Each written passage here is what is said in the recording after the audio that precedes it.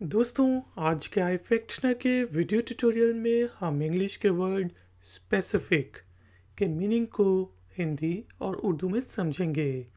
फिर word specific को use करते हुए इंग्लिश में 3 सेंटेंसेस बनाएंगे और उनकी ट्रांसलेशन को समझेंगे हिंदी और उर्दू में।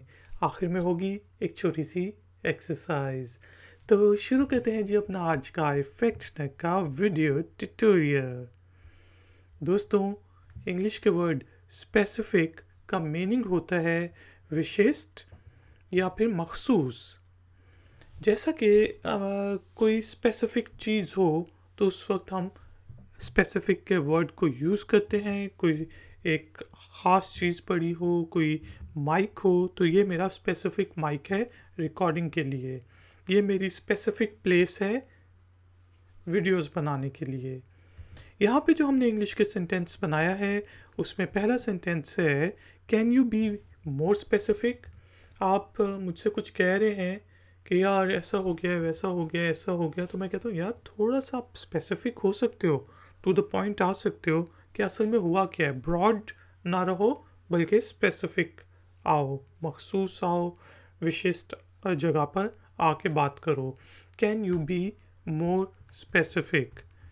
अब मैं आपसे पूछता हूँ कि यार did you do anything specific.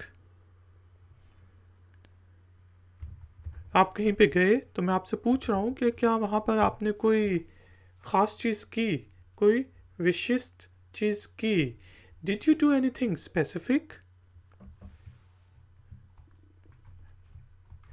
इसी तरह हम कह सकते हैं कि they are planning to meet at a specific time and place, कि वो किसी ख़ास जगह पर और समय पर मिलने का प्लान कर रहे हैं। They are planning to meet at a specific time and place. दोस्तों, अब टाइम हुआ है एक्सरसाइज का। एक्सरसाइज के तौर पे आपने इंग्लिश के वर्ड स्पेसिफिक को यूज़ करते हुए एक छोटा सा सेंटेंस बनाना है, नन्ना मुन्ना सा, और उसे कमेंट्स बॉक्स में पोस्ट कर देना है। मैं आपको चेक करके बताऊंगा कि उसमें कोई गलती तो नहीं। वीडियो पसंद आई है तो लाइक का बटन ज़रूर प्रेस करें, वीडियो को शेयर ज़रूर करें, और अगर नए हैं तो चैनल को सब्सक्राइब करें। कोई क्वेश्चन है, कोई कमेंट है तो नीचे दिए गए कमेंट बॉक्स में आप मुझसे पूछ सकते हैं। मैं हूँ इफेक्टनर, मिलूंगा आपसे एक और नए वीडियो ट्यूटोरियल में। Until then, take care, keep learning, keep enjoying. Good day. Like, share, subscribe. Ifactner.